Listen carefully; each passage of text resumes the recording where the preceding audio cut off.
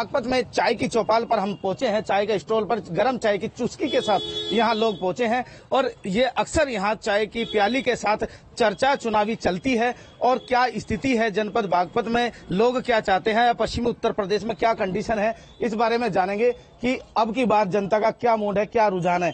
सबसे पहले जानना चाहूंगा, जो बीजेपी आरएलडी का जो गठबंधन हुआ है, इसको लेकर क्या कहोगे? बीजेपी आरएलडी का जो गठबंधन है जी, इसमें प्रत्याशी जो है 100% इसके जीत की गारंटी है।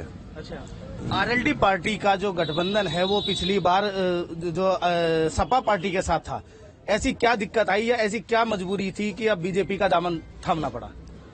देखो, वैसे तो ये लीडर जानते हैं कि अंदर खाने दोनों की बात किस तरह से हुई है, लेकिन जो खबरें आ रही हैं कि उन्होंने 7 सीट दी, 7 में से फिर 6 पे कहा, उसके बाद फिर 3-4 पर अपने कैंडिडेट थोपने की बात आई। तो मैं समझता हूं कि इस हिसाब से एक अनड्यू प्रेशर देकर के जो इस तरह से कोशिश की गई, खटा सही है। लेकिन क्या समझते हैं जिस तरीके से अब की बार चुनाव का जो माहौल है या किस तरीके का रहेगा? क्या जो सपा कांग्रेस गठबंधन है वो हावी रहेगा या फिर बीजेपी आरएलडी? नहीं, हमारा जो है ना, मैं भाजपा का कार्यकर्ता हूँ और मेरी पत्नी यहाँ से जो है भाजपा से सभासद है, जिला योजना समिति की सदस्य है। हमारा गठबंधन हुआ है लोकदल से और लोकदल की सीट यहाँ पे जो है ना बिल्कुल सब क्लियर है, इसको कोई रोक नहीं सकता। यहाँ पे जिस तरीके से यहाँ पर आरएलडी के जो प्रत्याशी आया चेहरा है, जो आए हैं राजकुमार सागवान हैं, इनको देखते हुए लोगों में बहुत सारी चर्चाएं चल रही हैं, किस तरीके से देख पा रहे हैं यहाँ के लोग? देखिए, ऐसा है, हमारे जो ये गठबंधन हुआ है भाजपा और लोकदल का, शीर्ष नेतृत्व का फैसला है और हमारे लिए जो है सागवान जी है या जयंत जी है, चारू जी है, हमारे लिए प्रत्याशी से मतलब नहीं है कौन आया है, हमें मतलब है जो अपने गठबंधन से मतलब है, क्योंकि जो हमारे शीर्ष नेताओं ने गठबंधन किया है उसी को हमें आगे बढ़ाना है। और जो पूरे प्रदेश में जो गठबंधन हुआ है उसका यही है कि चेहरा चाहे भाजपा का हो चाहे लोकदल का हो, हमें सभी को जो है सम्मिलित होकर सभी साथ वोट देनी है लोगों को जो है। इस तरीके से देखते हैं जिस तरीके से आरएलडी और बीजेपी का गठबंधन हुआ है, हमारा जो है 400 पार का मेन मकसद है।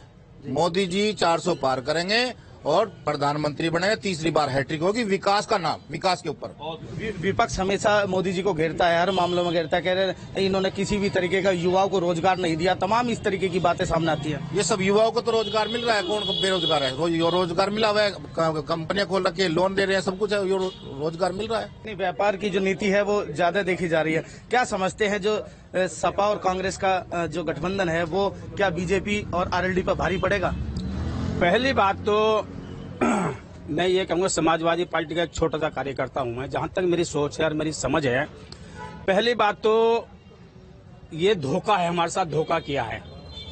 जयंत चौधरी जी ने हमारे साथ धोखा किया है, बल्कि सर्व समाज से धोखा किया है। किस तरीके से देख रहे हैं कि अब की बार जो मुस्लिम वोट बैंक है वो किसकी तरफ रुझान है उनका? नहीं, मुस्लिम वोट तो समाजवादी पार्टी के साथ है, समाजवादी पार्टी के साथ था, साथ है, साथ रहेगा और प्रदेश में नहीं देश में हराने का काम किए बीजेपी को। ये सही कह रहे हैं, भाई से भाई को लड़ाने का काम बहुत गलत कह रहे हैं। ऐसा कुछ नहीं किया। आज यूपी में देख लो, कहीं दंगा हो रहा हो तो बता दो, कहीं भी दंगा नहीं हो रहा।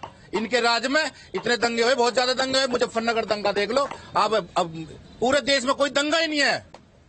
हाँ, कितना सहमत है सलमानी जी की? देखिए, जैसे कि अभी सलमानी जी ने कहा धोखा, आप ये कहना चाहेंगे धोखा दिया है जयंत ने? जयंत जी ने उन्हें कोई धोखा नहीं दिया है। जयंत जी ने अपना हाथ जो है मोदी जी के हाथ में देके विकास की तरफ को वे चले हैं। क्या भारतीय वजह से है? ये साफ तौर पर है। किस तरीके से देखते हैं? देखिए, अभी सलमानी जी ने कहा है कि जयंत जी ने धोखा किया है।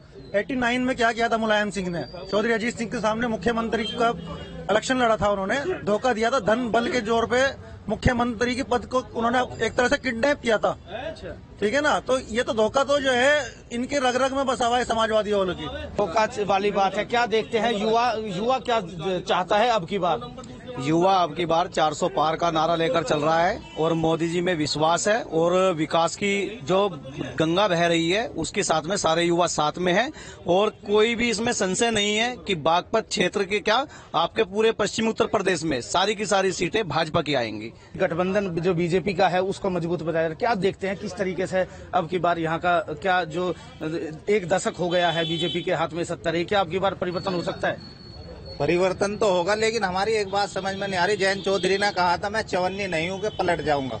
अब ये क्या है, क्या पलटा है? जनता के हाथ में वोट की चोट होती है, क्या वो उसके कितना उसको चोट दे पाएंगे? वो सोच समझ के वोट करेंगे ना, जिसे करनी है, जहाँ अच्छा लगेगा, जो ठीक नेता होगा वहीं वोट देंगे। अपने सवाल है किस तरीके से देखते हैं जो सलमानी ऐसा है जी, जी ये निकाल रहे हैं अपनी भड़ास। ये होता है भड़ास निकाला। गंजा आदमी क्या करता है, कंगे से छेड़ता ना, है ना। खंबा नोचते, बिल्ली क्या करती है, खिस्चानी बिल्ली खंबा नोचती है। ये अपनी भड़ास निकाल रहे हैं भाई साहब। बार क्या देखते हैं जिस तरीके से चुनाव है, चुनाव को लेकर क्या मैं ये बता रहा हूँ, अब की बार ये यहाँ पर इन लोगों को एजेंट भी ढूंढने को नहीं मिलेंगे, इस तरह की स्थिति है। यानी एजेंट भी ढूंढने को मिलेंगे, साफ तौर पर देख सकते हैं कार्यकर्ता क्या समझते हैं किस तरीके से अब की बार जनता। चौधरी साहब का जो फैसला है जनता से मानने की, क्या जो गठबंधन बीजेपी के साथ कराया कितना मजबूत देख रहे हैं इस चीज को? गठबंधन में मजबूत रहेगा, 90-10 का चुनाव रहेगा। किस तरीके से देखते हैं? देखो युवाओं की बात करें, बीजेपी ने कितना कराया और जो आरएलडी का गठबंधन है इसको लेकर और प्रत्याशी को लेकर क्या कहोगे?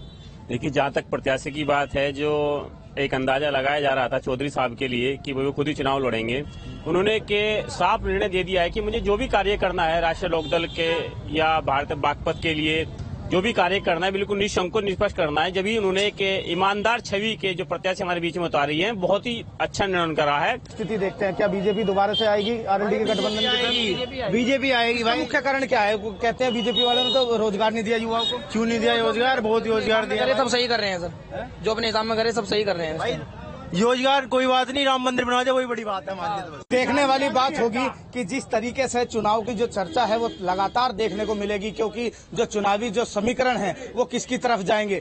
क्या कांग्रेस सपा के साथ में जो प्रत्याशी अपना मजबूत उतारेंगे, या फिर अगर बागपत की बात करें कि बीजेपी और आरएलडी का जो प्रत्याशी है वो बड़ी जो यहाँ एक ऐतिहासिक जो लोगों का मानना कि अब की बार वो भी इतिहास लिखेंगे। Devendra Chauhan, News State, Baghpat.